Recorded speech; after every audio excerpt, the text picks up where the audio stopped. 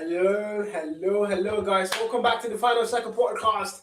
We are live again. It's Sunday, it's 2 p.m. West African time, and a lot of you have already joined the stream. And for the first time ever, we are live streaming on YouTube. So you can actually watch it on YouTube, TikTok, or Twitch, wherever you want to go and watch it. But again, today, I'm joined by the Dogu, the king himself, Sellers.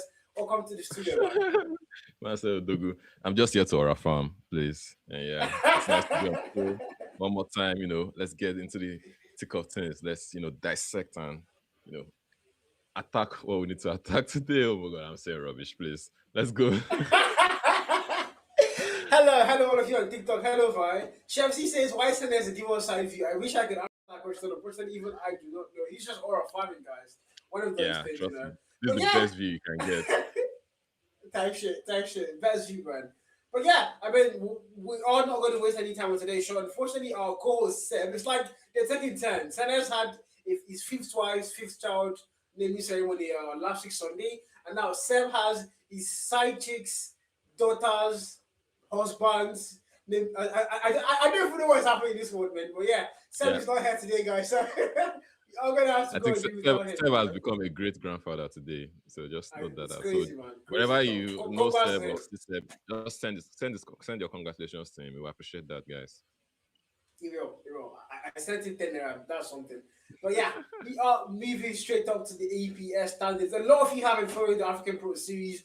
We started things off the qualifiers, 4 match days of intense season action, and eventually we made our way to the actual event, which has been nothing short of amazing so far, in my opinion, but I might be wrong. There's a lot of you who have different views. So you guys can let us know what you think on chat. But again, the APS standard so far, only 8 teams, and don't forget, 2 teams are going to get relegated at the end of the season down to the challengers, and 2 from the challengers are going to make their way up to the actual African Pro Series season 2. Wow! You guys heard it, bro. Say that. What did you say? Talk out real, bro. Talk out real. I was just trying to clear my throat. I was looking at it. That's the first thing that came to my mind. So yeah, I know they deal. I'm not talking anything. No, I beg. Nobody said anything, guys. We are innocent here. But again, looking at the tables now on your screen. We have 8 teams that are in the African Pro Series, and of course, are there any shockers so far in the tables? What do you think about this table right now? Well, the biggest shock to me is still Eclipse. There is no reason why Eclipse should be bottom of the table. That's outrageous, considering they were the so-called number 1 team from Nigeria last year, according to the Carry First Africa Cup, that the World Champs qualifiers. So, but yeah, I think so far they've played. Eclipse has played PDX, and they played the South African team. Was it Cyclone? I know they played 2 tough games. It was Trinity, right? I think it was Trinity last week.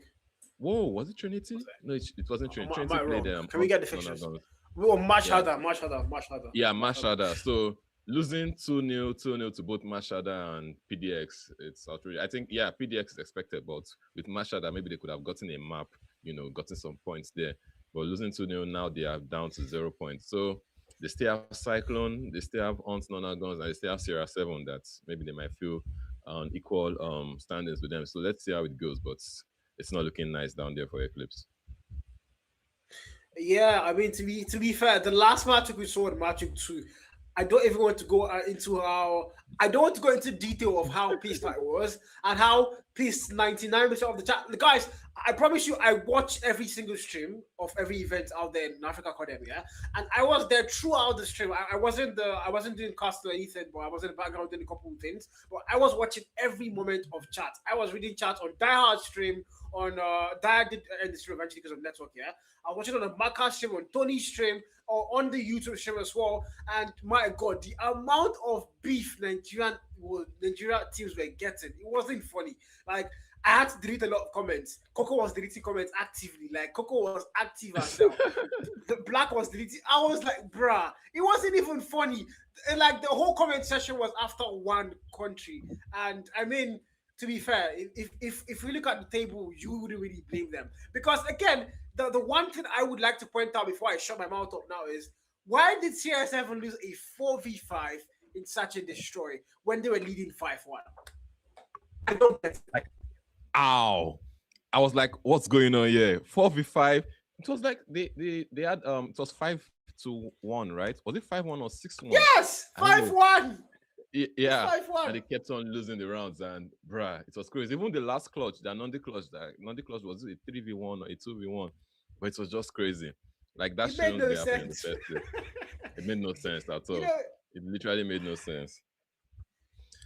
Right. But yeah, To be fair, yeah, it is what it is. It is what it is. But like, still, there is a major problem that needs to be talked about, and I don't even blame the people that were lashing out against the Nigerian teams. But yeah, again, it's match week 3 is gonna start soon. Hopefully, things take a better turn there. But for now, the tables are still there. This was the match stats, by the way. The 4v5 for Touch and Destroy. Just look at the stats. Even like this tells you a very very long story, and I don't even want to go into details of how this happened. But Cyclone just being the better team, taking the whole thing home. It's what it is. What it is. If we could go back to the table now and once again look at the top 3, somehow PDX are not number 1 currently. They're number 2. Even though of course they do have the same numbers of match played. So it's just more of a thing of who played first and who got the points first. But yeah. ultimately, though, that top 2 battle looks like it's very tight. Osaka has more maps.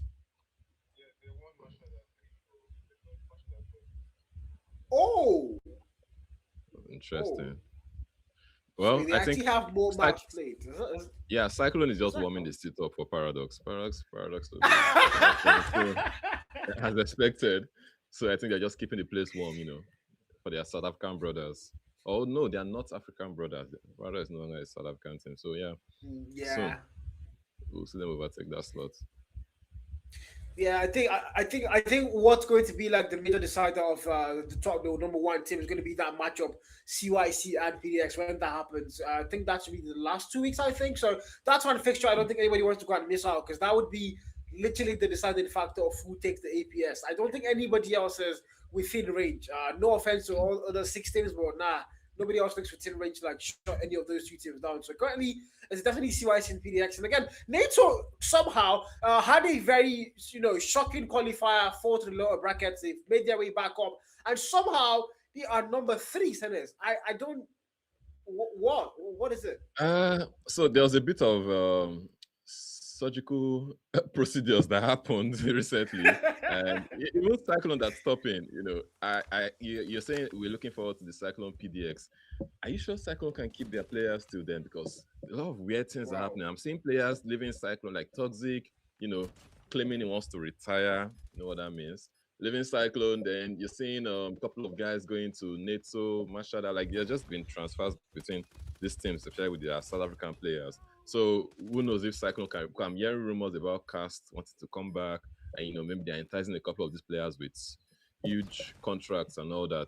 So yeah, it's gonna be difficult. But Netso, on the other hand, I think they've been really impressive. Even before they lost a couple of players, I've been seeing players like Rai grinding. There are a couple of new names there that I can't remember. I think Instinct was with them, but eventually Instinct went to join Trinity. Jack pulled Yes. a Jack there. But Neto still recruited a couple of players. I think they recruited a player from Mashada, but I'll check. I don't know if production can give us the exact details there. But yeah, they've really, done their best to make sure they keep up with the momentum and don't slow down. So yeah, Neto might be the sleeper team this year, this season. Yeah, I mean, again, top 3 tells you all you need to go and know. A lot of transfers have been happening. If you go to the real time site, you can actually see transfers happening live. Big shout out to Jared, man. Big shout out to Jared. That guy does a lot of work there. You can actually see transfers and teams, players that have moved through teams. Now, there is something I want to call you out to senders. I'm not sure you're aware about this, but I just found out a couple days back from Jared and from like the production team at ASG. Uh, for some reason, the PDX players are not who they say they are, in the sense that Oh. Ayor is currently not playing on that Ayor's account. Ayor is playing on Hmm. that different players' account in their team. To them, according to what they say, it's a strategy. So Mantra might be Ayor today, Ayor might be Charisma. They are interchanging accounts, so you don't know who's playing on that Why? whose account. I don't know why. I don't know. Well, Uh I don't know how that makes any sense, but yeah, it's what's been happening for the PDX roster and something of a form of strategy. But what that, do you that think about that one? No, I think that's crazy, and that should be against the rules, right? Because when you register into a tournament, to register the players under, you know, a single Really? account with IGN and UID. So if they are swapping accounts, that's fraud, right? During the tournament, if it's for scrims and the likes, that's understandable when you don't have tournaments. But if you have tournaments, stick to your accounts. Nobody cares who is who. Like, bruh, this is 2026. We are not in 2020 where you need to gatekeep a lot of things. You're gatekeeping tactics or Well, I whatnot. think It I doesn't make think as well for any like sense. I think it was even in the reg. Like I don't think it was this type per match. I think it's in the reg itself, Jerry. If I can confirm that it's in the reg, yeah. Like your is reg under a different name, so it's not really account sharing in that sense where they did reg the man under a different IGN, yeah. So it's kind of funny because that's why now the fantasy side of things now gets affected because now who's the actual AO? I'm confused, I know that. But But AO was read I under a don't different want to account, believe different that though. IGN.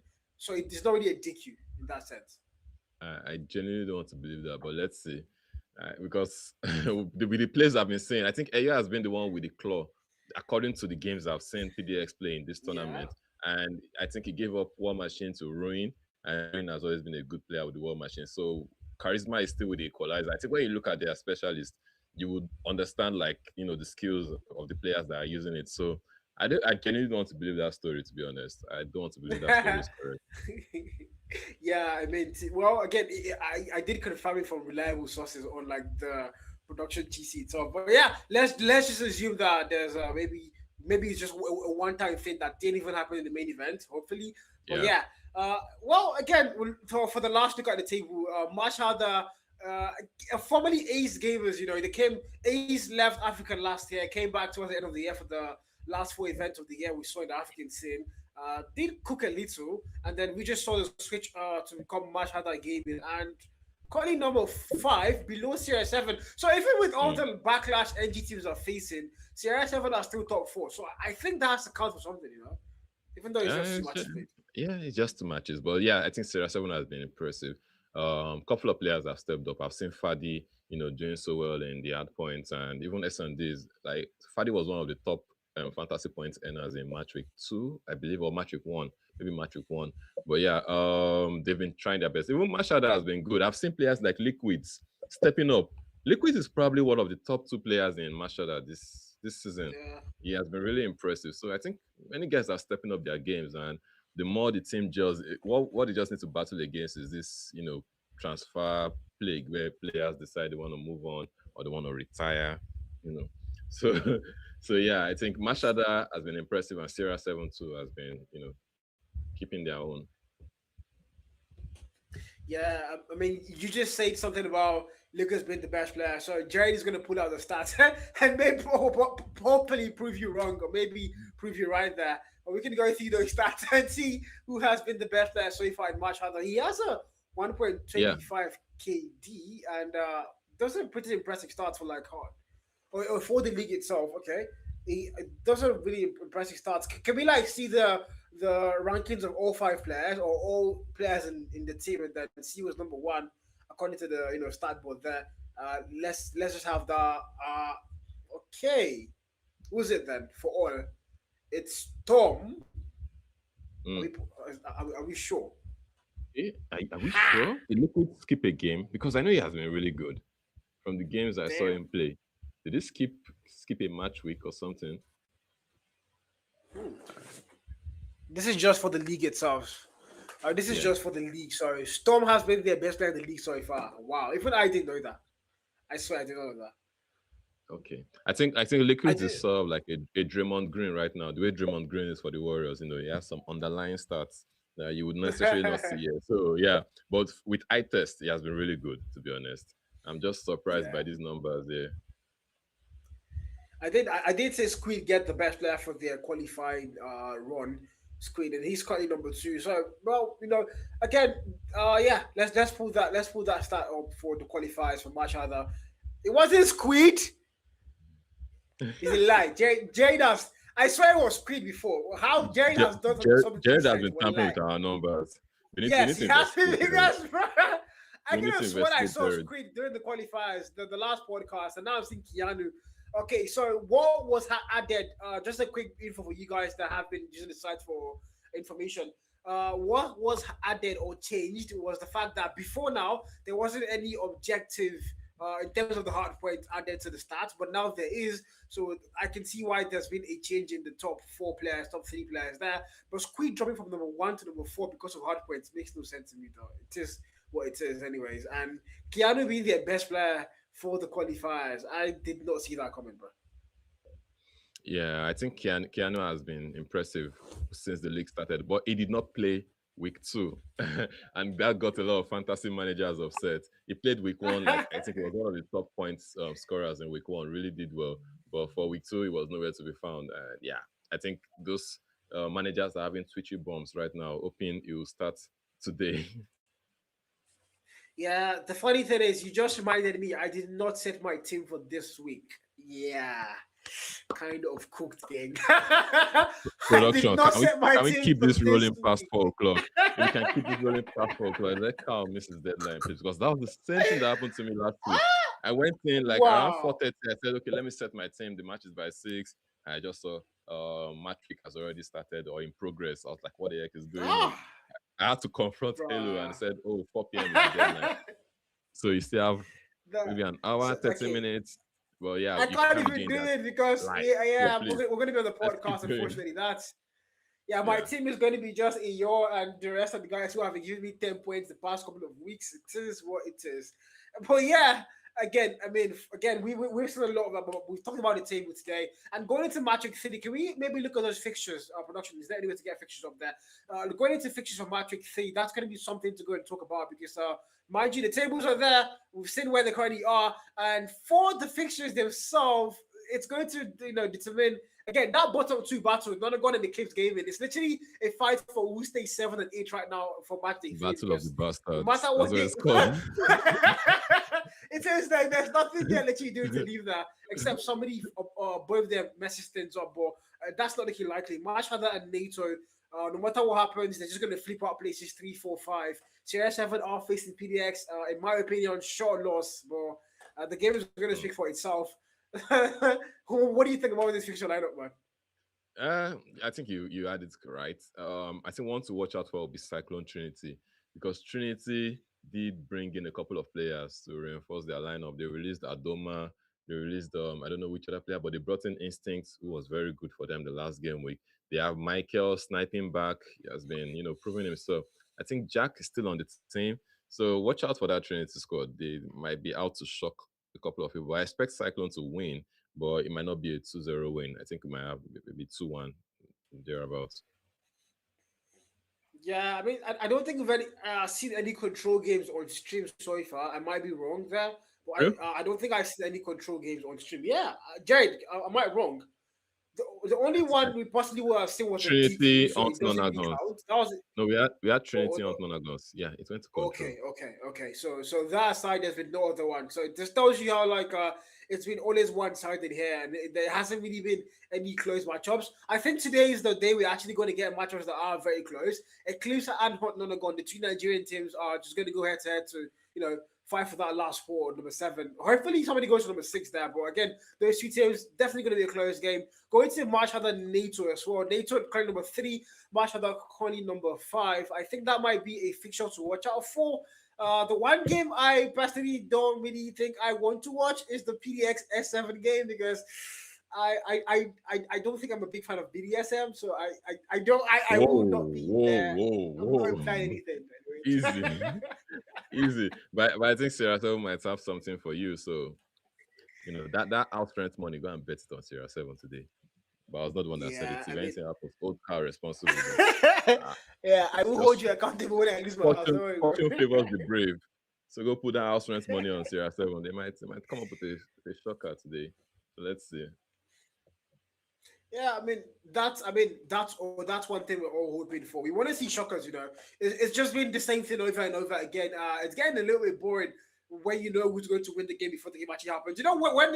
When a lot of people keep asking for esports betting in Codem, I'm like, what exactly are we betting on? Do you want these companies to lose all their money? Because we already know who's going to win the games. Then it makes no sense to me. But yeah, But we look forward to seeing that actually become a thing. But again, for our next segment, Tenes, we're going into Nigerian esports, and this time not just Call of Duty Mobile. Mind you, the Final Circle podcast is not a CODM podcast; it is a gaming esports podcast. So we are delving into multiple things, multiple titles. And for today, we want to talk about Nigeria as an esport. We are Nigerians, both the podcast hosts. Isn't that like sauce, Jay? Please, I'm from Canada. I'm not Nigerian. I believe you. I believe you that, but yeah, today we are diving into Nigerian esports as a factor here, and of course, Kodem is the most, should I say, popular, one of the most popular esports in Africa. Might not be the biggest, but it's the most popular. It has the biggest numbers on TikTok, the biggest numbers everywhere. So it's one of those, very, very talked about titles and games on TikTok, YouTube, wherever you want to go and talk about it. And Nigeria has, again, correct me if I'm wrong, Tenes, the most active in terms of events, in terms of sponsorship, in terms of everything when it comes to activities throughout the calendar year. It's always Nigeria on top. We have so many events out there, so many lands, but in fact, yeah, we are the biggest. There's no doubt. In that case, in that sense, I would say we're the biggest. Yeah, I agree with you. We're the biggest. We have a lot of organizations, wanting to do something, even though some might eventually owe you your prize pool money.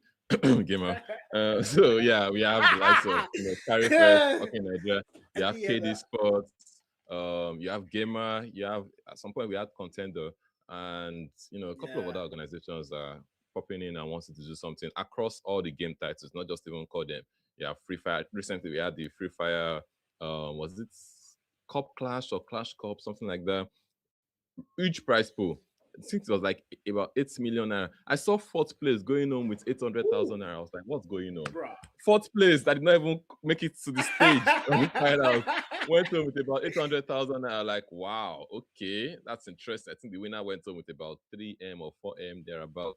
Yeah, like really good money and going everywhere. So boys are cashing Alpha out. Jade, should he go to Free Fire, bro?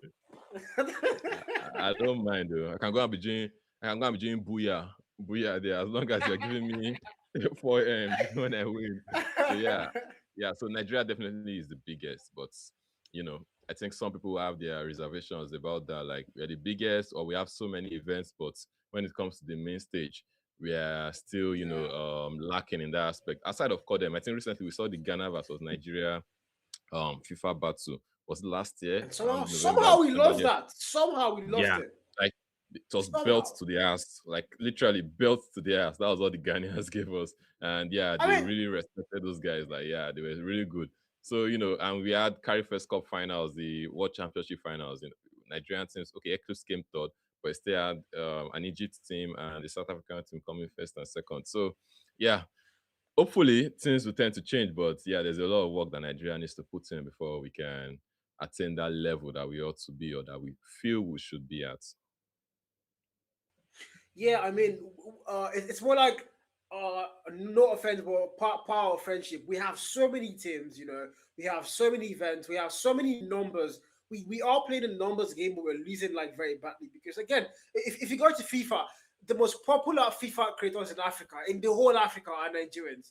Talk about Tom Day, talk about Farouk Manzo, talk about the biggest of the biggest, and somehow these same biggest of the biggest are losing to Ghanaians. I mean, no offense to the Ghanaian brothers I have, but like, come on, man. How dare you? How dare you lose to Ghanaians? Man, we don't do that here. Come on. We don't do that here. It's just it's crazy to go and see how that happened. When you talk about, even if you go to Mobile Legends as well, like some of the biggest teams right now in the Mobile Legends scene are Nigerian teams. El Cartels, all these teams are Nigerian teams. But but the standout players, whenever you play events, the standout players in Mobile Legends are not Nigerians. Yeah, like these same teams that are dominating, when they go up against these South African Roysters, go up against Egyptian Roysters, these guys cook. They cook us. I mean, I watch a lot of Mobile Legends esports, a lot of them. I cast some as well. And I can tell you that, again, even there, Nigeria has the biggest community when it comes to Mobile Legends. Yeah, but for some reason, we're still being cooked on the global stage, on the international stage. Yeah, it's still a problem. Let go to free. Go to okay. I don't know much about Free Fire, so I can't really throw anything Trust there. me, even Free Fire, North Africa Even is Free rolling. Fire, bro. So what You I know that mean, they needed to sort what of are like we doing separate. wrong? They need to sort of like separate North Africa from Sub-Saharan Africa. So, in case if you're not aware, this year, Free Fire will be getting 2 slots in the Esports World Championship and World Cup rather, Esports World Cup. Wow. So, 2 slots from Africa. So one will be from North Africa, but I think North Africa is in a way it's mixed with Middle East, MENA. I'm not entirely sure, but Sub-Saharan Africa will then get a second slot. And same thing is going to apply to their Free Fire World Championship series. There will be 2 slots from Africa. So they know how good North Africa is. If they retain 2 slots in general and say, okay, group North Africa together with SSA, North African teams will get the 2 slots. So they just needed to do something for Sub-Saharan Africa. Same thing with MLBB last year. For the Women Invitational that Carifest hosted, we sort of like separated the qualifiers grouping into like Egypt had their own qualifiers, then the rest of Africa had their. So that included Tunisia, Nigeria, Ghana, South Africa. Guess the team that won that rest of Africa? A Moroccan team. So eventually we had two North African teams in the finals. We had an Egyptian team, Falcons, and we had a Moroccan team. So eventually, North Africa is still miles ahead of the rest of the countries when it comes to esports, and that's a fact. I mean, sometime last year when I just started playing Mobile Legends. So I think I watched the Mobile Legends stream and the numbers are too impressive. I was like, you know what, I'm going to start casting this game. So I got a chance to cast a LAN event in Ghana. I wasn't there. I casted remotely, but it was a Philippine team versus the best team in Ghana. The Philippine team was not even T2. Sorry, they're like T3, mind you. And I can still now. This was the best team in Ghana. I was casting that game. There was a land. The Philippines came over. They brought a lot of infrastructure. It was very crazy land, very interesting, very fun. Oh, And LAN I in can Ghana. assure you that we got home, we got touched. It wasn't even funny, bro. It wasn't funny. Like the kind of plays they were making. Back then, I was still like learning the game, so I wasn't even that clever with it. But I can still tell you that, bro, the kind of plays they were making were You could see so the beating not that on was the going same on. level, bruh. Yeah, was It LAN was in it was Ghana? crazy. Yes, it wasn't Ghana. It wasn't Ghana. Wow. Yes. Okay, that's really interesting. Yeah, it Yeah. was Well, it was very low key. It wasn't that loud, but it was crazy, man. The it was the event was top tier still. Production was also very top tier. It was handled by a Ghanaian production team, and somehow a T3 Philippine team were touching our best team in Ghana, and I'm like, bruh, we have miles to go in Africa. I'll call them.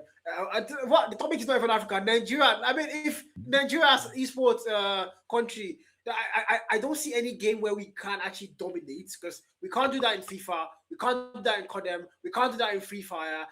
I don't know about PUBG, but I still doubt it. We can't do that in PUBG. So what exactly is the problem? We have again the most numbers, the most events.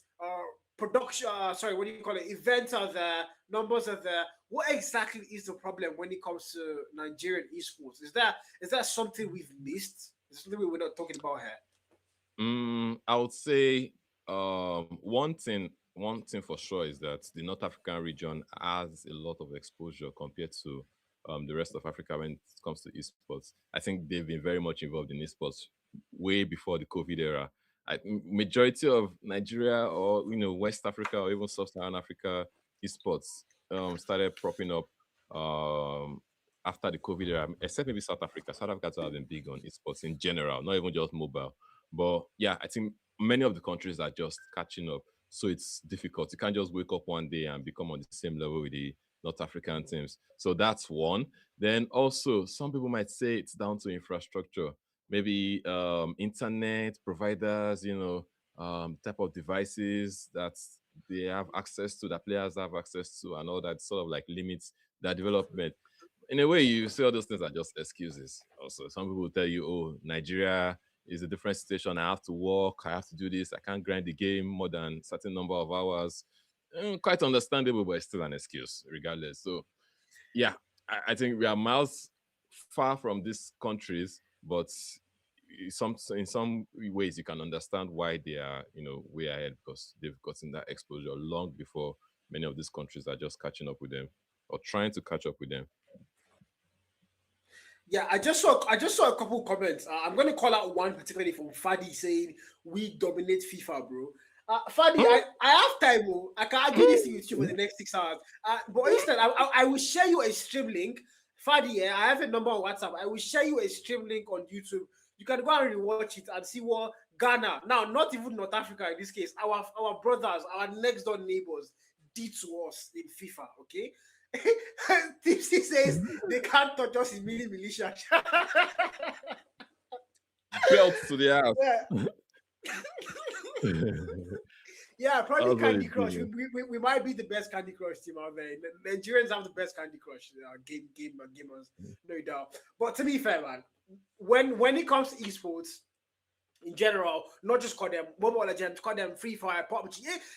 The fact that you wouldn't even know, but South Africa has the biggest. I think Senez would definitely know that, but a lot of people don't know. South Africa has the biggest. What do you call it? Call of Duty community in Africa right now. Not mobile. I mean, actual Call of Duty Black Ops. They have the biggest. Yeah. They have the best. They have the biggest, the best. They literally. Man, I mean, come on. When it comes to, I've seen that Call of Duty events and games that, man, these guys pull. I mean, do you know what it means to be pulling 500 people on Twitch? Like, Twitch is like one of those platforms where Africa doesn't really do that well in terms of esports, but these guys pull crazy numbers on Twitch. Crazy freaking numbers on Twitch. And Call of Duty has a very solid infrastructure into South Africa. And that just tells you how behind we in West Africa are, or SSA as a whole, or when it comes to esports. Not the mobile aspect now, we're starting to do well, but when it comes to the other esports, console, PC, we are far behind. And you can't even tell me, even FIFA, again, when it comes, like I said, Fadi, this is directed at you again. Nigeria as a whole, we have so many numbers, we have celebrities, we have the biggest names. When it comes to call them, go to BR, the biggest names in Africa are still from Nigeria. King Please, Manja, Mali. As you just call their names, is there anybody bigger than Nigeria? There's nobody that isn't. But then I would argue that in skill level though, is there any country better than us in BR? I'm not really like a BR fan, so I don't know. But is there any country better than Nigeria and BR in terms of skill? Not actual fame. We've not seen them. I think they play competitively with Middle East, and yeah, there has been a lot of rumors around Akin and all that. But yeah, I think Nigeria still has like really good pros for Battle Royale, and we've not seen so many Battle Royale tournaments, like official tournaments, maybe where you can host a LAN. Hopefully, I believe that will happen soon, one day. I don't know when. Don't quote me on that, but I believe that should be like one of the next, targets for like Academy sports in general. Hopefully, something like that will happen. To answer Tona's question, Free Fire is still the North Africans ruling. As I said, they had to give SSA their own slots separate from North Africa. Steven said he's going to be the one to save Nigeria. I believe in you, Steven. Hopefully, you don't become the next Shy, as somebody said. Wow. Okay, Shy. I'm sorry. I said that, but hopefully, you get to prove us wrong, and you do something great. So I believe in Steven. Steven to save NG. Steven to save NG. Okay, well, we're hoping that's a thing. Darlington Whitey asking, what are we talking about here? You just came, brother. We've been here for like 24 hours. We're just joking. But welcome to the stream, guys. Welcome to the stream. But again, guys, sorry for with the problem with Nigerian esports. We've been talking about that. That is currently where we are. And again, we just have numbers, but we don't really have should I say, the skill level compared to what all these other people have in terms of, again, they've been exposed much for longer to esports than we have. So like what Senez just said, so that is currently that might be one of the reasons why we are sort of behind. But I mean, again, we have numbers, so eventually I think we can catch up. Maybe Senez, we can eventually catch up. I don't know, man. Well, hope. Okay. There's this saying about hope. I'm trying to remember. I think hope is the worst killer or something. I don't know. But yeah, just food for thought. just keep that there. Just keep that there. Hopefully, yeah, something happens. And Nigeria or Sub-Saharan Africa gets to overtake North Africa. Yeah, well, again, we're looking forward to seeing that come to play. You guys can still see your challengers. The registration starts February 19th. You guys can see that on your screens. Turns out challengers registration starts on February 19th. That's not too far from now. Valentine's was yesterday, guys. Happy Valentine's to all of you. Mind you, Valentine's is not boyfriend and girlfriend day, guys. It's a day It's to share love, love, and it's showing love just to share love. everyone. It's not lovers day. It's love day. Okay, so yeah, Hopefully, you can share PDX love to still your have some love friends to and give your today. yeah. The PDX have a lot of love to give, and I'm waiting to see what that love is like. Not gonna show in the clips gaming. Want to see what the love between these two Nigerian teams are. Yep. Unfortunately, my cam is refusing to load production. Yeah, it is what it is. But again, we No, no are one wants now to see your looking. face, Carl. What exactly, man? Nobody actually cares, But we are going to again. Now we want to, we've talking about like esports as a whole. The problem with esports in Africa, in Nigeria. What about Codem? Let's narrow things down to our game. The game we all love, the game we play, the game most of us are here on the podcast for. Call of Duty Mobile in Nigeria. What is the problem with CODM? By problem, you mean like why are the Nigerian teams underperforming, right? If I understand you correctly. Yes. Why Um, are so they not, able to keep up with SA and NAF as a whole? skill issue.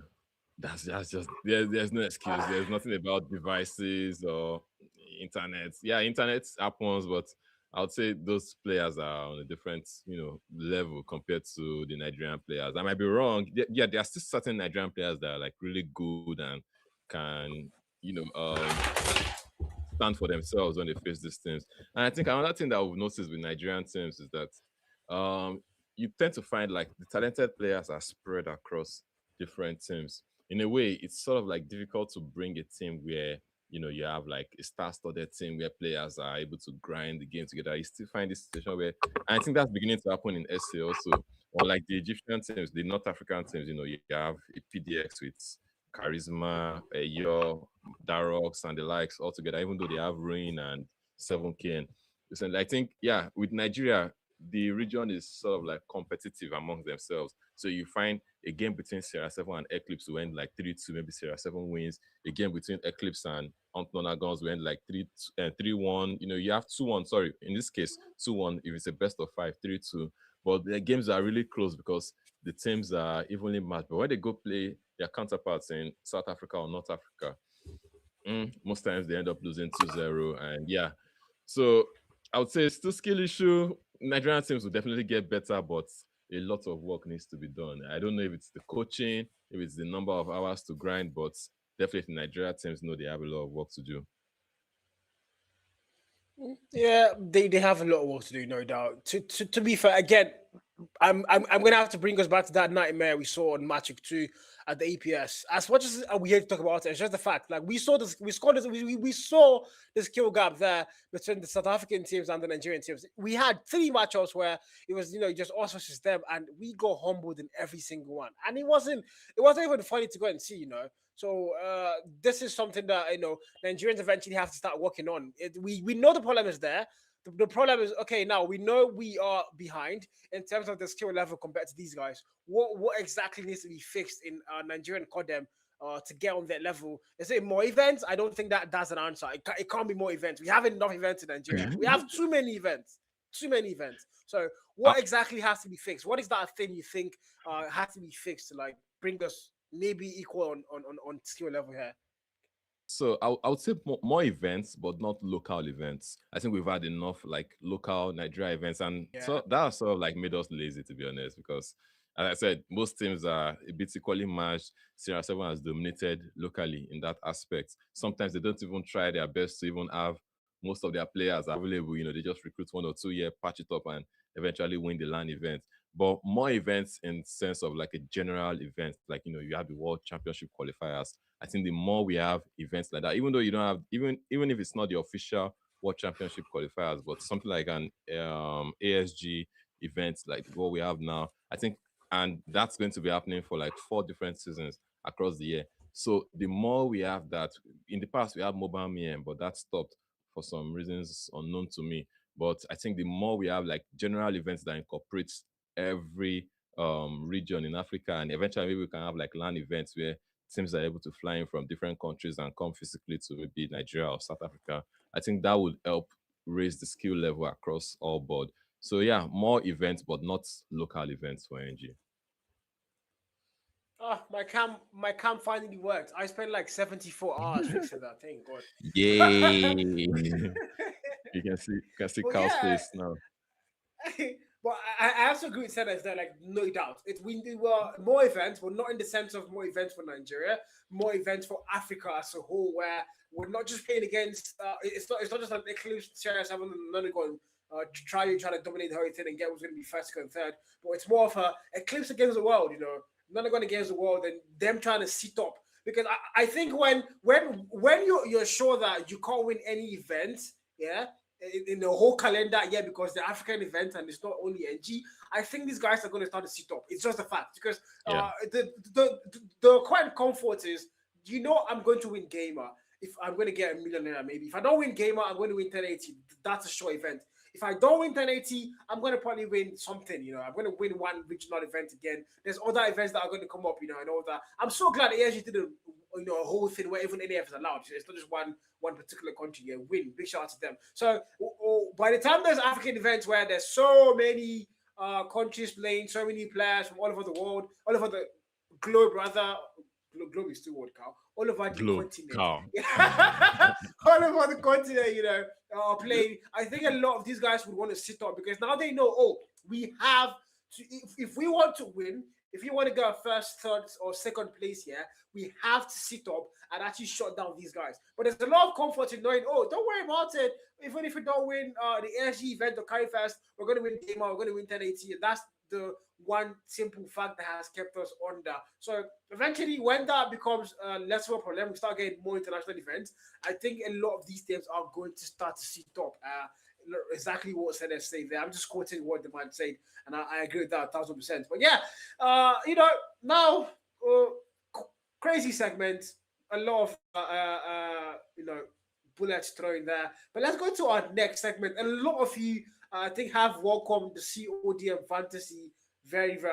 There's over 200 players currently I've seen on the site. That is a lot. I didn't expect to get that amount of numbers, and somehow I have dropped to number 100 and something. I was number 62 last week, bro.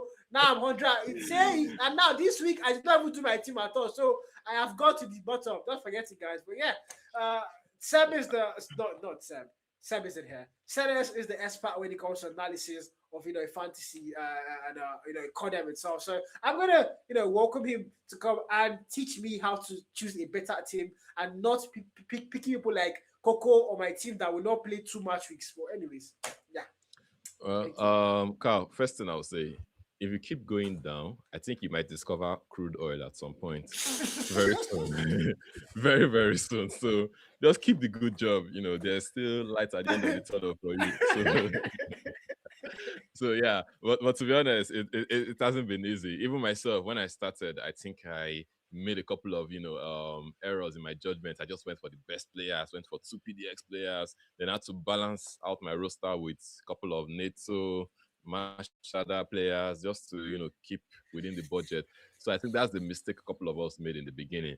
But you then get to realize you're getting 30 something points from a Keanu on Matric 1, you're getting 30 points from Fadi. So there are avenues where you can get more points without you needing to spend a lot of money. Charisma, the likes of Charisma and Darox weren't giving you up to 30 points in Matric 1, which was disappointing. So because they have teammates that are also putting in crazy numbers. So you just need to find a way to balance things out. I think if you go to the fantasy website, so I think first thing you do is to read the rules. That is the number one rules of playing any fantasy game, be it CODEM, be it FPL, which is generally known as Premier League, NBA. Read the rules, because even if it's the same rule across every season, there are a couple of tweaks and changes that you need to know, okay, how you can select some players that will earn you more points. So if you scroll down the rules, and you go down to the scoring system. So the scoring system is very important. You can see kills will give you most points in the game. So kills, you have players that are dropping above 41, they're scoring 18 points. If you have players that are scoring 1 to 10 kills, like Carl, you get only 3 points, unfortunately. So please don't select a Carl if you see Carl on your fantasy. But with 11 to 20, you get 7 points. 21 to 30 points, you get 30 kills rather, you get 10 points. 31 to 40 kills, you get 14 points. But above 41, you get 18 points. So, for example, I think Storm had 50 something points. So, match week 1, we had a year or like 47 or about 50. Somebody else dropped a 50 bomb. Seven Kun has been dropping. I think it dropped close to 60 kills in that game. But unfortunately, it will just get you 18 points for those kills. But you find that most of the players that are accumulating those kills are also getting assist points. So for assist points, you can get 2 points if you get 0 to 5, 6 to 10, you get 5 points. But the most from 16 assists or more, you get 10 points. So I think with that scoring system, that gives you an idea of the type of players you want to recruit. Because, for example, there are a couple of like team players like Darox now. Darox is a team-oriented player, but he's not the best fantasy asset, to tell you the truth. Darox will get you decent number of kills. He'll play OBJ, decent number of assists. It's just that all-around guy. He's not the guy that goes full head-on. He's the anchor of the team. He tries to like maintain the balance within the team. So very good player for the team, MVP potential, but not a very good fantasy asset, to be honest. But when you see a player like Eyo is always out for people's jugular. He's always going for the kills, getting the assist, and is racking up good points. I think very soon we'll be able to see like a table where we can see the players that have brought in the most fantasy points across all the weeks. Then you go to deaths. Now that's the horrible aspect of fantasy. The more deaths the players occur, the more points you get deducted. So some players might have like a 40 bomb, but imagine you're having 40 kills, 40 deaths. So as much as you are bringing in 18 points, you're also deducting 10 points from those kills you're getting. So in a way, you just find how to balance things out. So in as much as you have a player that is top fragging, you need to make sure they are smart enough to avoid deaths and gain kill streaks and all that. Then you go to in that point, you get 3 points for every 1,000 damage and the likes. I think just go to the website, you read through the rules. There are points for capture kills also. Then search and destroy is very important. I think there's something that needs to be clarified here. I can see you get 2 points for 1 kill, 5 points for 2 to 3 kills. Then you get 8 points for 4+. And you find out some players like Nondi that end up getting like 16 kills in an SND game. I think Simzi to add like good number of kills against CR7. And so it's a bit unfair that those players will only be limited to 8 points because they got 4+. So I think we need maybe an Elo to provide some clarification. I can't see the stream chat, but if you guys can see, if Carl can see it, please just correct me on that, because I can only see 4+ kills in SND will get you 8 points. I think there should be more points for a player like me. So someone like Nondi is very good in SND. For PDX, that's where Darox comes into play. So Darox always racks up like at least 8, 10 or more kills in SND. So with Darox, you definitely sure you're getting those SND points. And for the points calculation, I think there is a system that is put in place where they calculate add points and SND points, then divide by 2 and all that. And there are transfer windows. You can only make 2 transfers per matrix, but there is a caveat to that. So the first transfer is free, but the second transfer, you get 10 points deducted from your overall points. So you need to play it smart, and you cannot carry over your transfers. So you only get 2 transfers every week, but one is free, one will cost you 10 points. So essentially, you just have one transfer. Why? To be honest, yeah, I don't know why. That's the rule. So we need to question Elo and the rest of the team on that. But yeah, the second transfer will cost you 10 points, unfortunately. So just play smart and be careful with your player selection. Then yeah, so everything is there on the website, and it's pretty easy to go. I think the more people get to acclimatize themselves with how it works, I think we'll find like really interesting fantasy games in the upcoming season. So this season is just for people to get used to it, get yourself used to how it works, and yeah, you see good results in the coming seasons. Yeah, for sure. I mean, to be fair, I thought the transfers are going to be acclimating. So I did miss out my transfer window this weekend. So I thought surely before next week I would have 2 free transfers. But thank you, Halo. Thank you, bro. God bless you, bro. I don't have. I have to spend my 10 points again to get 2 players out. But I think I myself have learned a lot of things from what Senna just broke down. My current team consists of Ayor, if I'm not mistaken, Ayor and Charisma, and they've really not been giving me the points I need. So I might have to sell those players and bring in players that actually will be giving me points, not the 40 points I made defensively. That was evil, bro. We are going to have to change that for sure. So yeah, I've learned a thing or two. I hope you guys learned a thing or two as well. Don't be like how pick up players who actually get you points. Don't pick them based off their names, guys. Is this my team? Please tell me this is not my team, bro. Whose team is this? No, it's not my. It can't be my team. Oh, this is Jared's team, by the way. This is Jared's team. Very defined back. Jared Am I seeing 10? Jared has 0 points. Ow. Did you just sign up for fantasy? He just signed up. He just signed up. Hello, Killer on Whitey. This is a podcast. This is a podcast, brother. Hello, Killer. Carl, if you keep digging further, you might find Jared soon. I swear. If you keep going down the road, you might find Jared.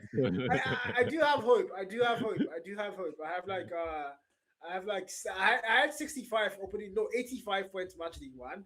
And then for match day 2, I don't know how many points I didn't even check because I was traumatized by players. Yeah. I don't know what they did. I was traumatized. I didn't even check it.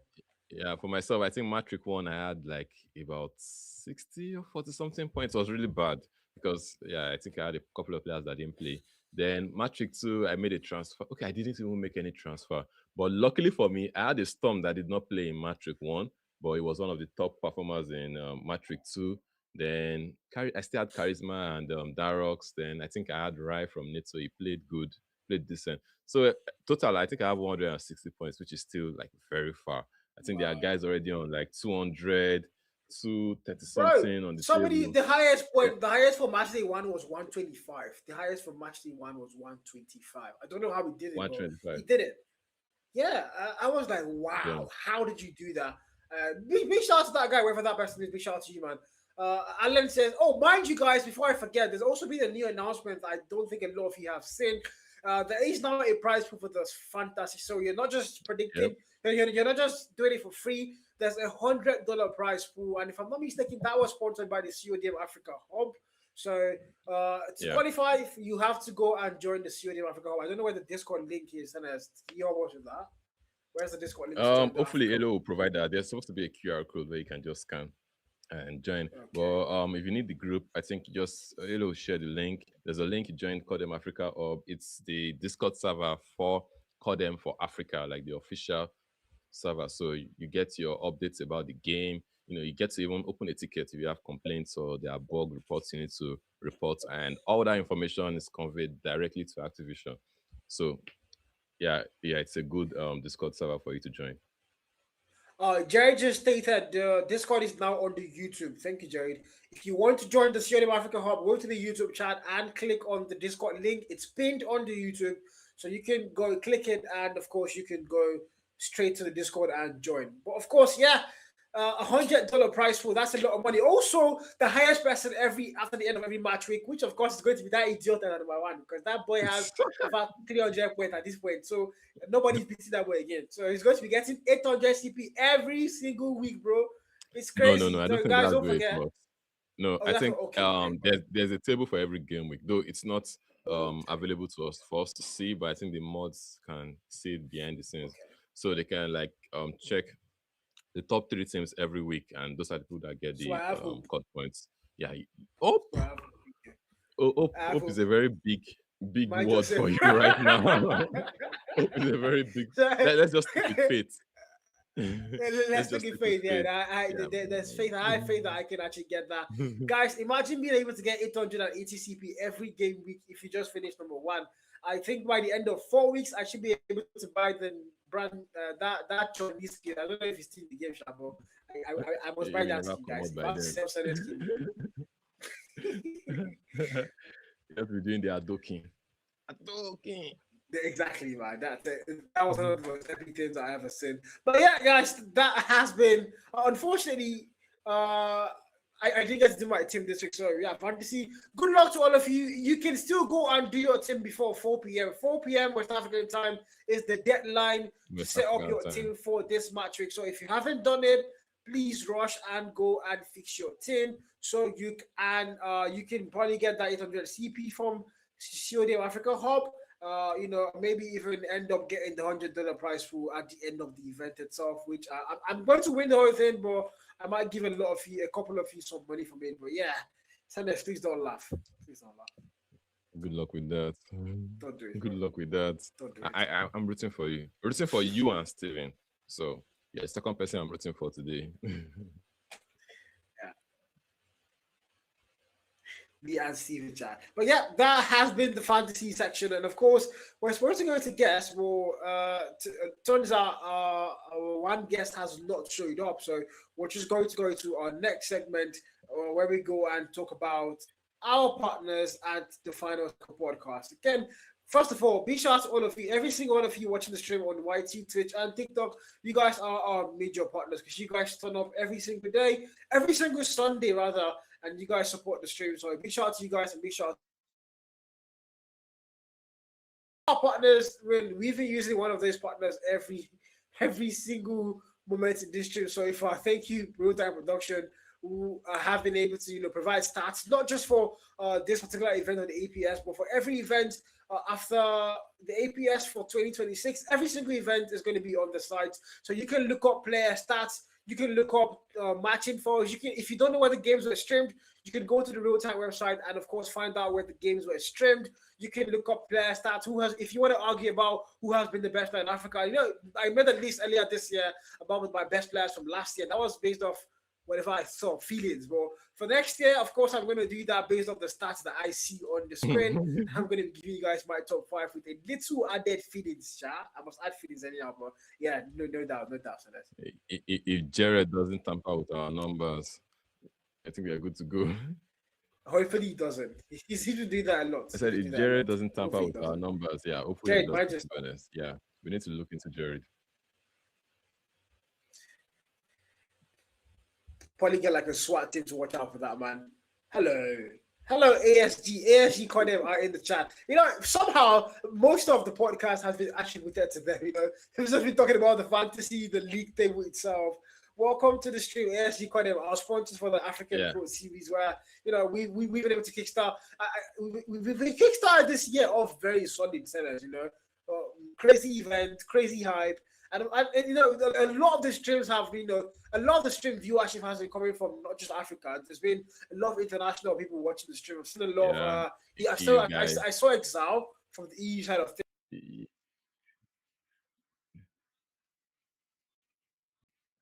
What from Godlike? Shout out to ASG for bringing this event to us, man.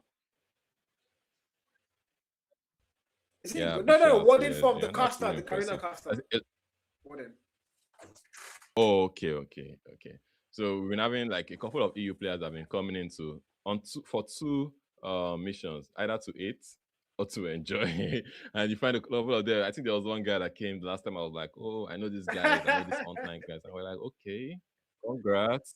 Igwe has not arrived, so hopefully he'll be here soon. So congratulate you on screaming these guys. But yeah, a couple of them type, some unnecessary shit, and yeah, but they get muted. But it's good to see the numbers. I think ASG is providing that platform for more of these teams to gain more recognition, these players to showcase themselves, and basically to keep them trained, especially with the champs qualifiers rule set. So when the champ qualifiers starts, they are good to go. You don't have a team coming to ask you, is Goliath allowed, or is please.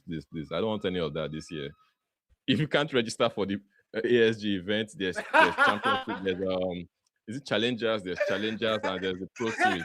So I expect every team in Africa should be registering for these events, right from challengers. Yeah, and you make it into the Pro Series. So don't want to come and ask me, is Goliath allowed this year? I beg, we'll ban you. You don't deserve to play the World Championship qualifiers at all. Yeah, that is quite so. That is quite something, Goliath allowed in esports. Yeah, Kishi, thank you for the going populous, man.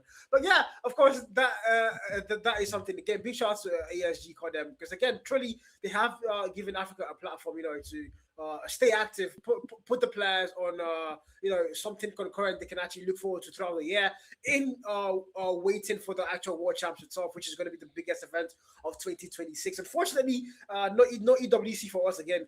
Hopefully next year or next 2 years, or maybe next 5 years, maybe next 10 years. I don't know. But hopefully we get EWC soon. But again, we're looking for the champ. So that's one thing everybody has to get ready for. And the Challenger series if the registration starts on the 9th, it's on your screen. The challenges, if you're not in the African Pro Series, which of course a lot of you are not, we only have 8 teams there. Every other team in Africa, you can go and register for the Challengers series. And don't forget, the top 2 at the end of the challenges are going to be qualified for the African Pro Series Season 2. So, of course, that gives you a chance to just, automatically get a prize pool of $1,500. That's a lot of money, no doubt. And of course, Eclipse and somebody is going to be falling down from. Okay, sorry, I shouldn't have said that.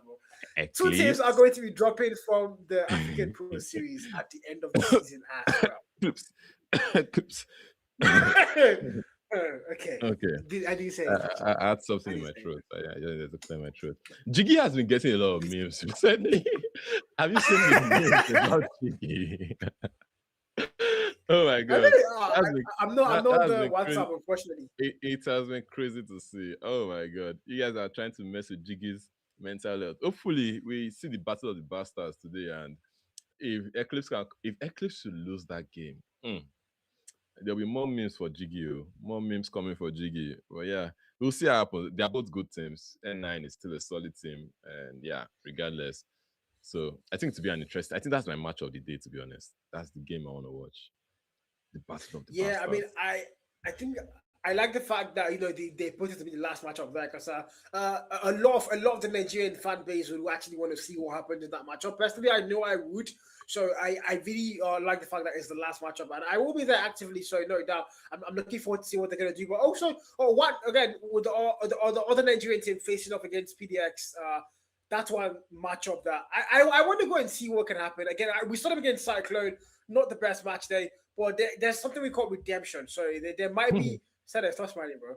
There's something called redemption. There might be a chance that they can shut down PDX, or maybe take a map. That's something I want to look forward to seeing. Hopefully, from Series 7. But again, if you're a PDX right now, I don't think you can afford to lose any maps because you and Cyclone are head to head for that battle of number 1 sport. Cyclone currently somehow are both of you by I think a map because they played an extra map. But yeah, right now, if you're the side of PDX, you can't afford to lose maps. Cyclone also have a very, should I say, tough matchup today. So that's something I'm also looking forward to seeing. Say be nice. Kizzy says, please be nice. I'm nice. Yes, I'm always nice. Come on. I'm the nicest person. You guys are lucky. What's his name?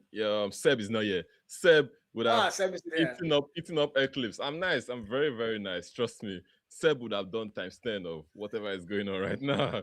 So please, let's be grateful. Be grateful I'm here instead of Seb.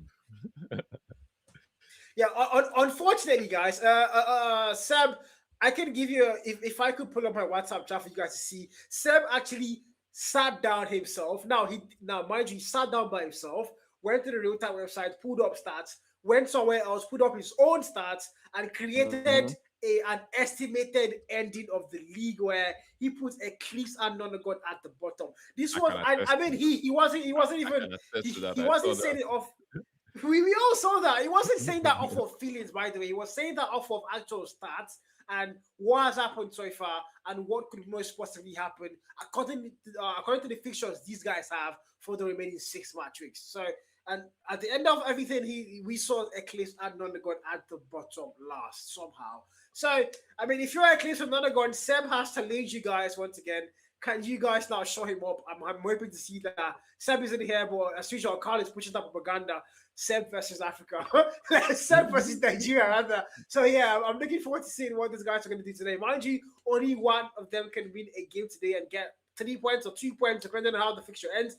If you win 2-0, you get 3 points. If you win 2-1, you get 2 points, and the losing team gets 1 point. So, I mean, every point counts at this point. So if you're Nonagon or Eclipse, you want to either get all 3 points or at least get that 2 points in your favor for that particular matchup. That is something I don't know. Nobody wants to lose that match. Nobody. Yeah, no one wants to lose. Whoever loses that game might be out of the league or might be relegated because I don't see where else they want to pick up points from. Is it from PDX? Is it from Cyclone? Mashada is still a very top team and tough team, and Sierra 7 is standing their ground. I don't think you see Sierra 7 smelling that. Well, we can see the Lord works in mysterious ways, and so does It does. ESG It Pro does. Series too. ESG Pro Series might be working in mysterious ways. So let's see what happens. Yeah. I mean, the shocker for is that really asking, is there a map win and loss count for the 20? Yes, there is. If it's not on the table, you can check the real time website. It's going to be on the real time. Production, confirm that, please.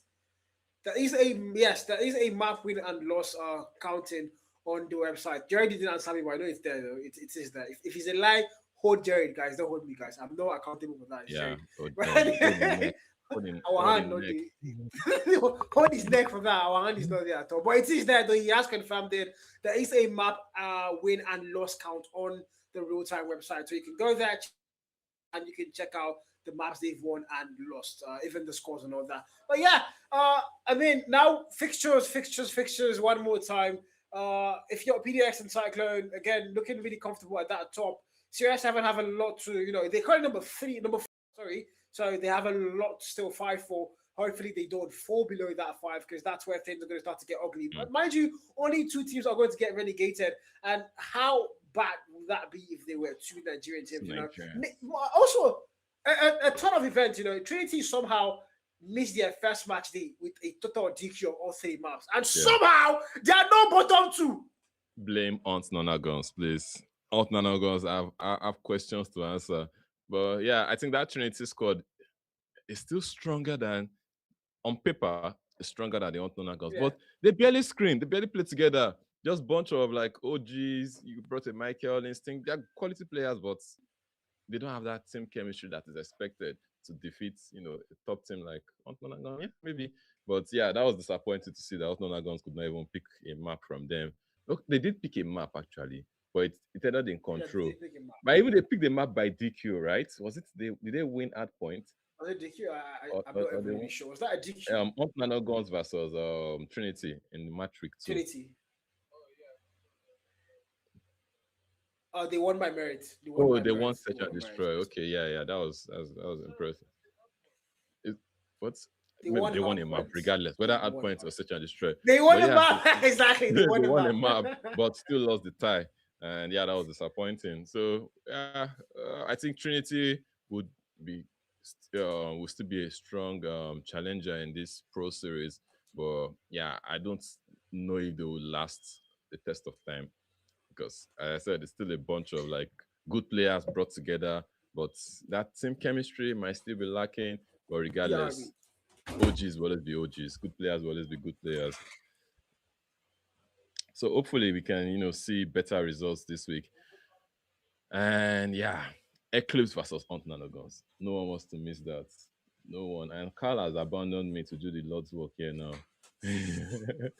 So I'm just going to be reading the chats and seeing a couple of what you guys are saying.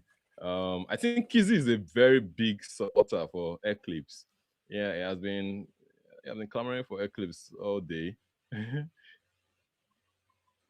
Yeah, I think like most of the most of the Nigerian, most of the fan base are Nigerians. Most of them, a lot of the active stream watchers are Nigerian. So you'd expect them to be like, Now let me give you a fun fact. Kizzy, all 5 players on his match week 1 fantasy were Eclipse players. I don't know how much of a fanboy you have to be to do that. Like it made no sense to me. Kizzy, can you explain to us why? That shows you the quality of the team, right? For all 5 players to even fit in within a 100 credit budget. Try that with PDX. You buy Ayo and Charisma, more than like 60% of your budget is gone. It's gone. So how do you want to fit in the remaining? It makes no sense. Wow. I don't know what he was thinking. Like all 5 players being from one team. I mean, there's no fantasy where that would actually work. He was actually playing the real fantasy. He was playing the real fantasy. Yeah, actually, man. Actually. It was all in his own fantasies, personal fantasy, where there are unicorns and dragons and the like. So, yeah, Kizzy, I'm rooting for you, man. The third person I'll be rooting for today. Rooting for Steven, rooting for Carl, and rooting for Kizzy. Hope to see you at the top. Okay. Hello, Asking versus PDX. Yes, he said. I don't know what it was. The first match day, Eclipse gave in all 5 players on his team. I don't know. I don't even know what it was, but yeah. Anyways, guys. Anyways, now we're looking. Now again, we've talked about fixtures a lot, and mind you, the games are going to be starting. Sorry. Okay, we are going to be starting by the APS is going to be starting by 6 p.m. West African time. So wherever you are watching the stream form, set your calendars or your times rather for 6 p.m. West African time. That's when the events are going to start itself. 4 matches, and all 4 matches are going to be live streamed on the YouTube, TikTok, and of course a lot of watch parties. Also, I want to give a big shout out to all the watch party hosts that we haven't seen come up from time to time. Die Hard every single week, by the way. Big shout out to Die Hard. He's always number 1 on my list because that guy, he's doing so freaking much. So Die Hard, big shout out to you, even if you're not here. Big shout out to Tony as well. Tony currently started watching party from match day 2. Did match day 1 and 2. Now. Yeah, I think I saw. Yeah, he has a webcam. Now. Congrats. He has a webcam now. That's a big win, Tony. Big shout out to Tony as well for watching. Big shout out to Maka as well. Maka from Nonagon. She's been watch party and she's been seeing her team go through a lot on live streams. It's not been funny, really, but she's been watch party nonetheless. So big shout out to Maka. Also, big shout out to Mommy, which watch party on the qualifier games. I haven't really seen her watch party the main event, bro. Big shout out to all of you who also watch party who I am not aware of. I think Bello said was also watch party. I'm not sure about that. But big shout out to all of you. And of course, the streams are everywhere. You can watch them everywhere. You can also watch them on the Count TikTok if you want. But the main stream is on the ASG YT and of course the ASG TikTok. So that's where the main streams are. Make sure you tune in today. We've been able to hit 3. Sorry, come again, production. Okay, we've been able to hit 394 on stream concurrent viewers.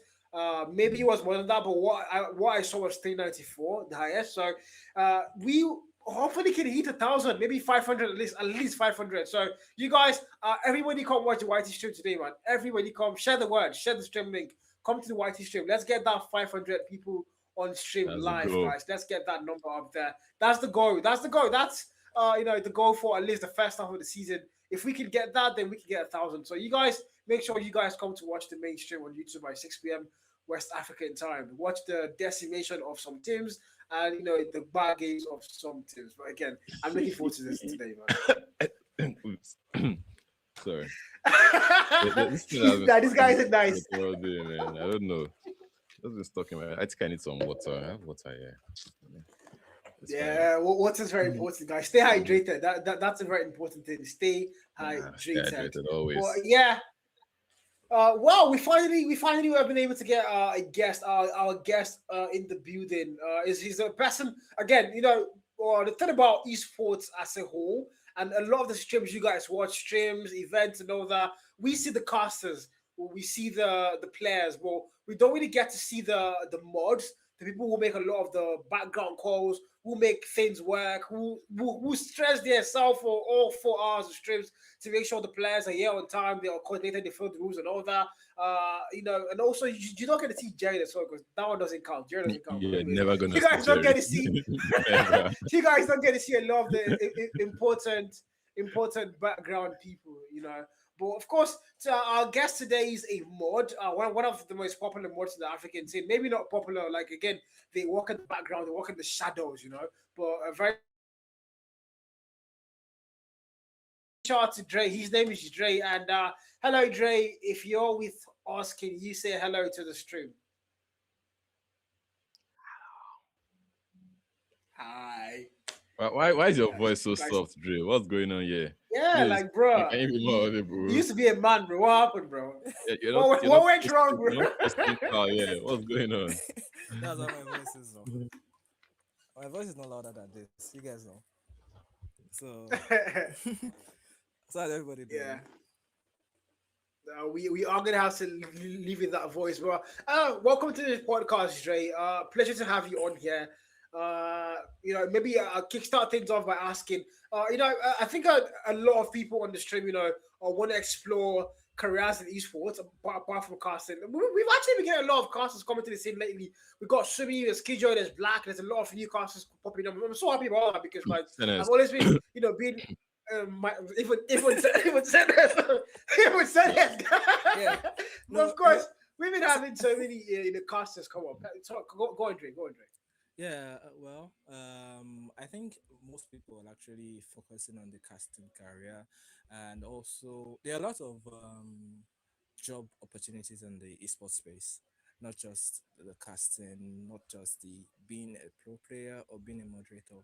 You can be an analyst. You could be a social media manager. There are lots of job roles in the esports space. So I think um, the issue with people is they focus on the area where it's saturated, so and leaving other areas lacking, so which is what we actually need to educate people about more, because there are more of players in the scene and the number of casters is increasing by the day. We used to have maybe just 3 or 4 casters before, but now we're having about 12 casters in the scene, which is a Mm. good thing in the scene actually. And I love that the, by the way. yeah, I actually love that. I love that. But if you should notice, there are more of casters and less of analysts. And if we should check, we have probably one analyst, one very good analyst. It will be probably Senes or Carl. My CV is here. Mention, call my name. I have my. I define job. Oh, I beg. I've been begging Elo for job. Elo has been sidelining me.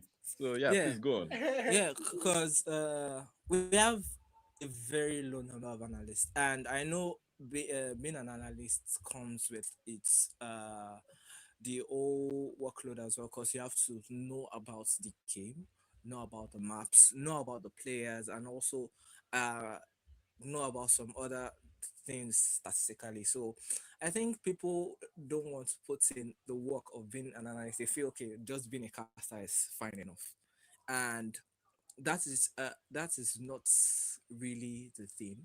That is not where we should be focusing on. The caster market is already saturated. Let's be diverse with it. Let's be diverse. You get. So Okay, just go before ahead. you go, Dre, I just want to like pitch in something. What I feel is that there is a difference between being an analyst and a caster, right? But Yes. what I think there are some casters that would really do well as analysts, right? So it's just a way of finding that balance. Not everybody can shout like Carl. I can't even do that. I'm going to live with a sore throat at the end of this stream. Just one matchup, I'm going to live with a sore throat. But when you balance somebody who has that energy like Carl with somebody who has the map knowledge and the game, that's what you see in football. That's what you see in professional sports, even in the NBA. There's always Yes. that roster balance, between a shoutcaster, a commentator, and somebody who gives the background analysis about what's going on, what you're saying, the visuals you're saying. I think the more we get to have combinations like that, that's when some people discover, oh, I'm actually quite good at analysis, right?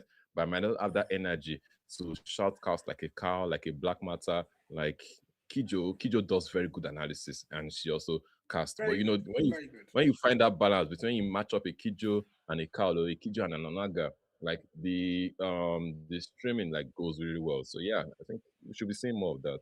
You can go on, Yeah. Dre. Yeah. So, well, apart from the analyst part, also we have also you would see teams are lacking social presence. There are a lot of African teams are lacking social presence. Because Yes. you posting once in a month doesn't mean you have a social presence.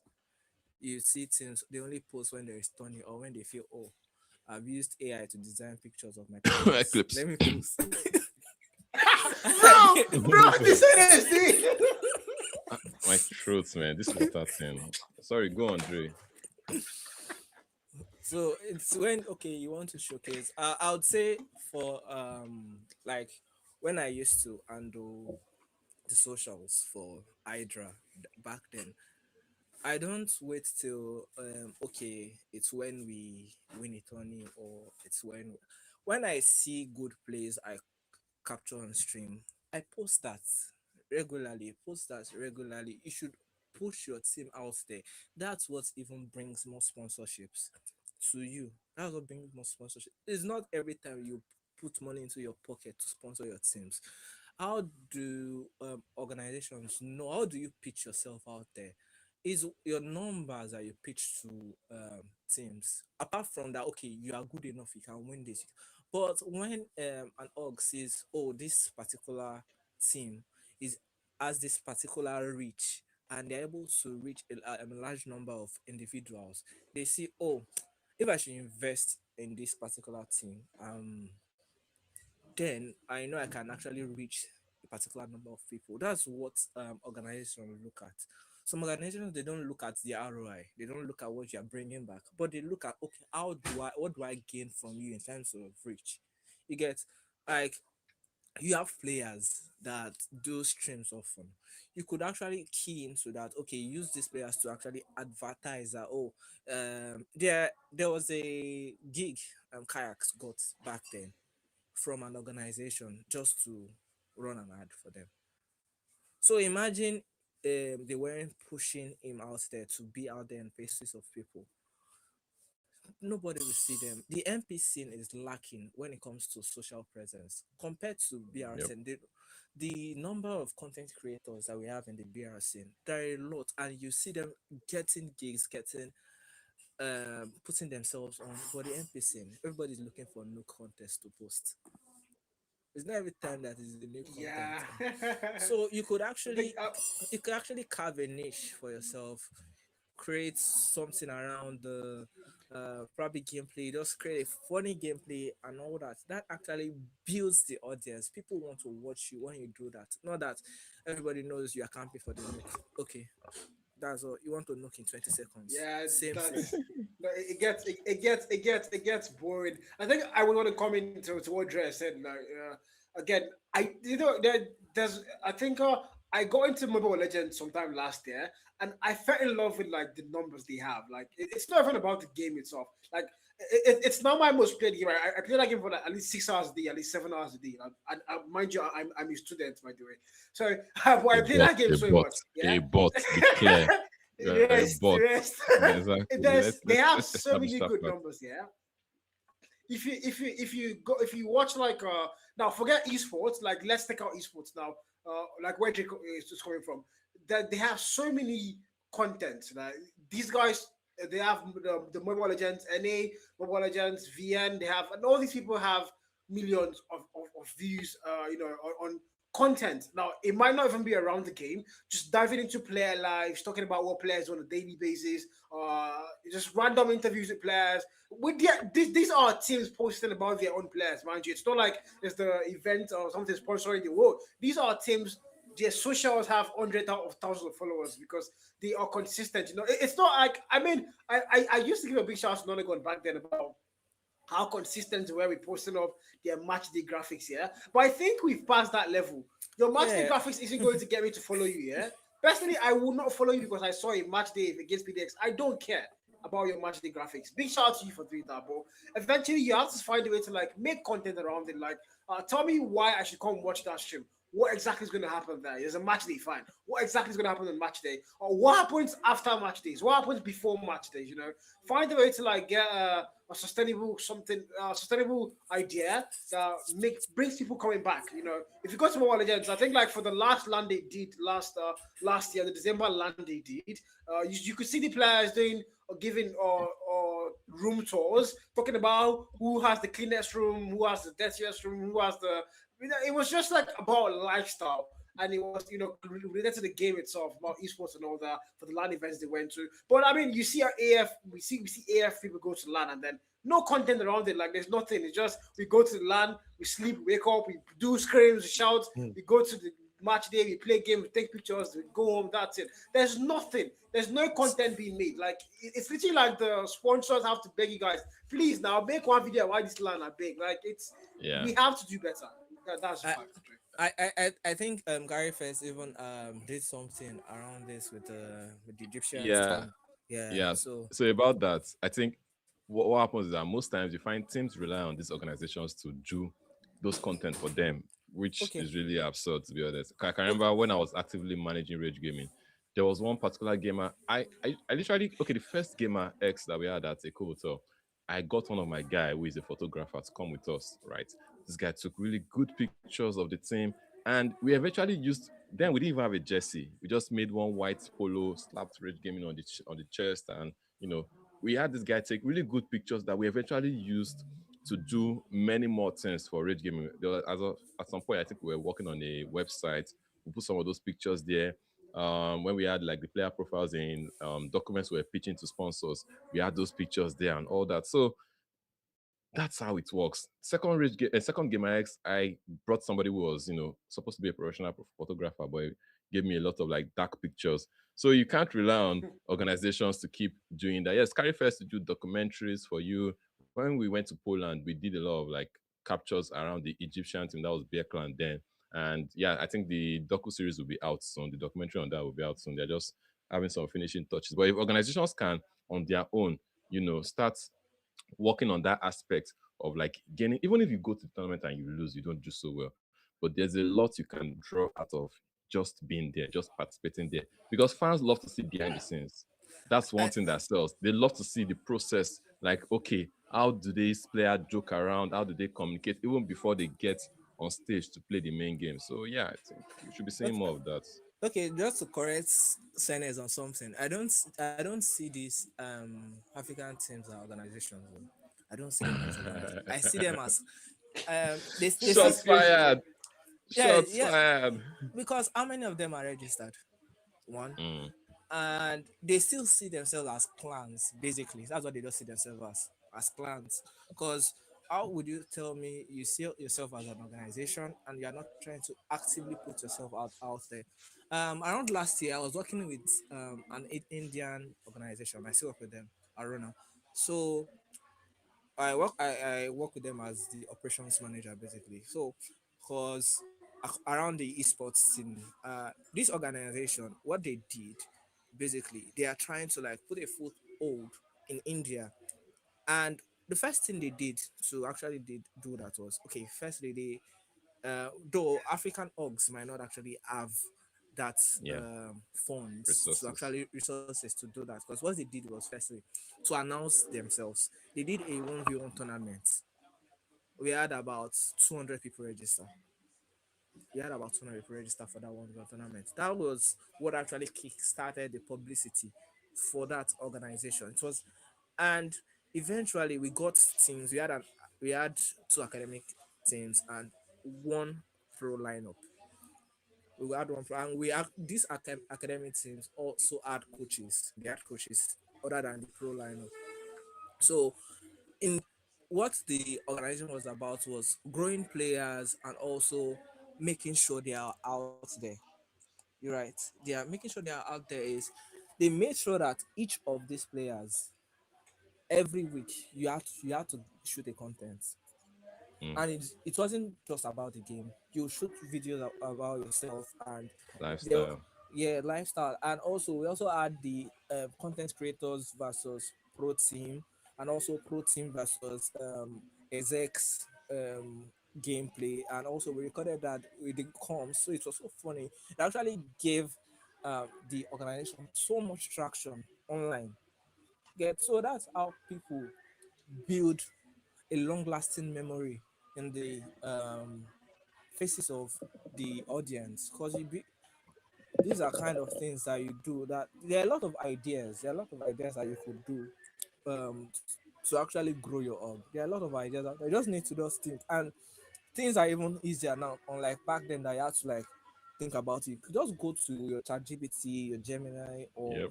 your DeepSeek to generate ideas for you. You have a lot of ideas. It will even build a content calendar for you.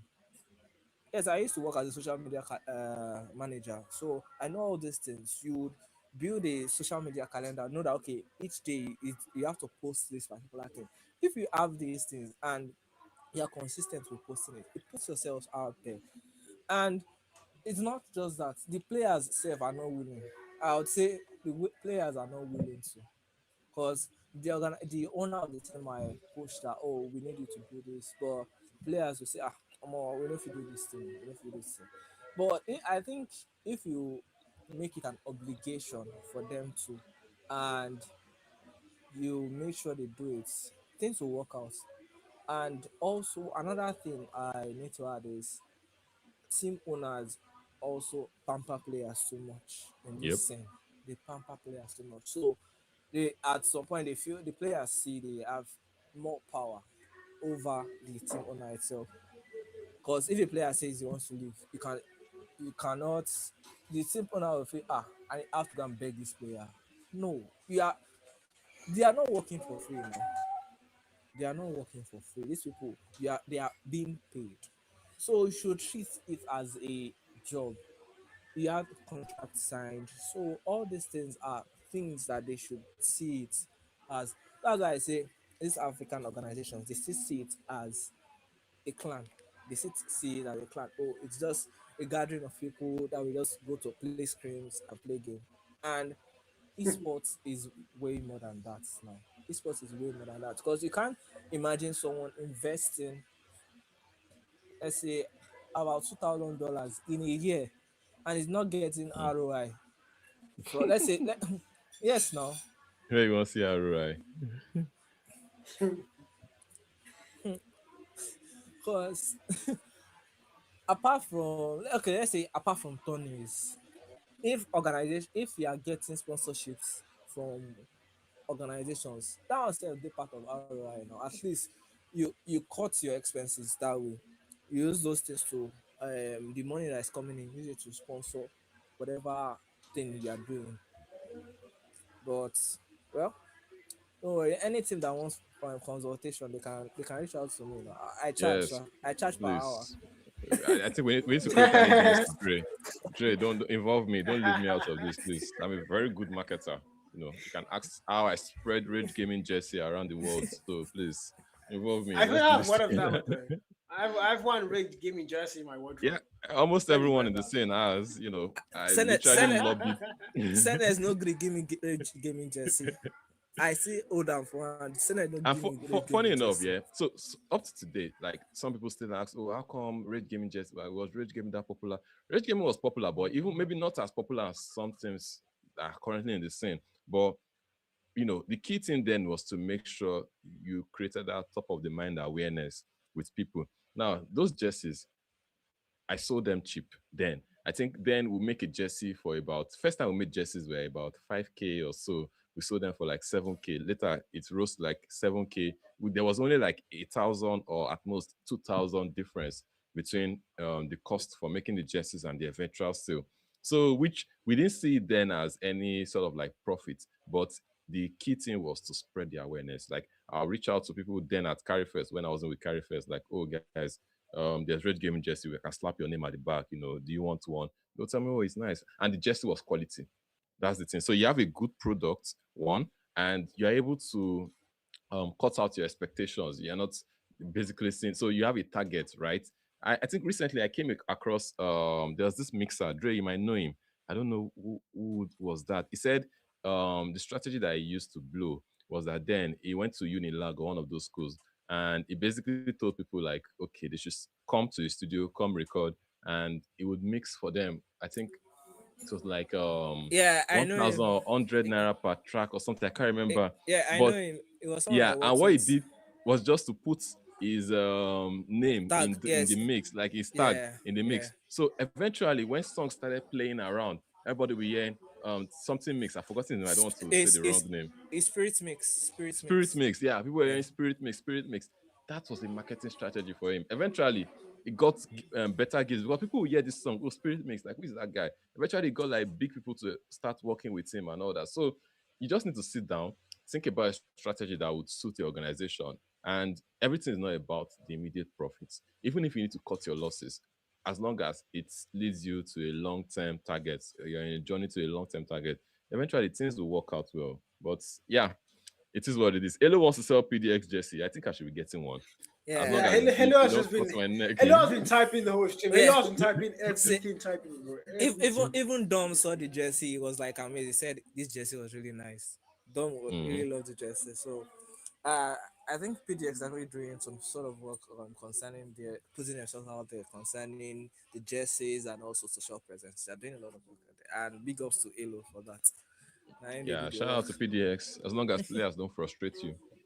Good luck. Well, no, I'm actually gonna leave my shout outs to actually see the work because that's something I want to go and see. I really want to see. I really want to see the work. That's the thing. We need that because like if we're looking at a lot of other scenes now, mind you, uh, correct me if I'm wrong here, but Africa has had the most event lineup in the last 2 years. Like let's take our champs. We've had the most event lineups in every single CODM scene, maybe apart from Asia, but every single CODM scene, NA, EU, whatever else, Africa has the most lineup events. But somehow we have the least noise. Yeah, we have the fan base. We have a massive community in Kodem, both MP and BR, but there's just no awareness because like nobody talks about it. Nobody posts. The players just come, they play events, they go home. That's it. Everybody forgets about it. It's I think it's something we need to start doing. Because if you again, I always like to use Mobile Legends as an example because I watch a lot of their content and their esports here, and again, you see so many of these orgs. Like now, I'm talking about not the events. Outside events, you see a lot of orgs. You even see regions, yeah, like the way, like you see countries creating. You see them creating a Mobile Legends India, Mobile Legends Philippines, Mobile Legends Canada, yeah, account, and they have 100K subs. Like they just create content based off the players, not events, only about the players' lifestyle, what they do, the games they had today, or the market they went today, random content ideas. And then these guys are sponsored by big brands like Monster Energy, Red Bull. You see them on their shirts. You see Aza sponsoring some Mobile Legends teams in Canada. You see, it's not because they are good or that the one team in Africa and one team in the world. It's because they have numbers. If I sponsor you, I should be able to get 100,000 views at least in a month or something. I should be able to see something that you're putting me out there. That's something a lot of brands look out for. So when you go to that Mobile Legends team, that's one thing they've successfully grown into. That there's so many sponsors slapped on the back of their shirts, front of their shirts everywhere because they've earned it. So I mean, Africa, we have the numbers to do that. It's just we have to start doing it from somewhere. You have to start making out content. You have to start putting out something for people to actually watch, and eventually, we can start getting that noise and that, what do you call it, attention that the Yeah. NPC needs so badly to thrive in Africa, man. Hopefully. Okay. Fingers crossed. Hopefully we see some improvements. Um, Carl, are we wrapping up the show?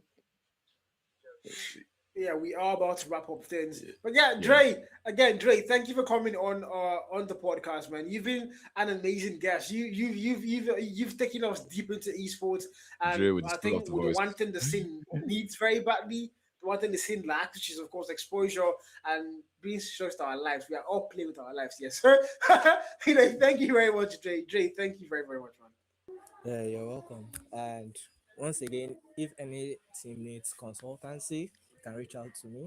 And don't worry, I have my sidekick here, SNS. Oh, guy, you did go. Okay, okay. No, stay. I won't say you did go, but yeah. Involve me. So we are good. We are good for this, guys. Consultancy, we are here. We did.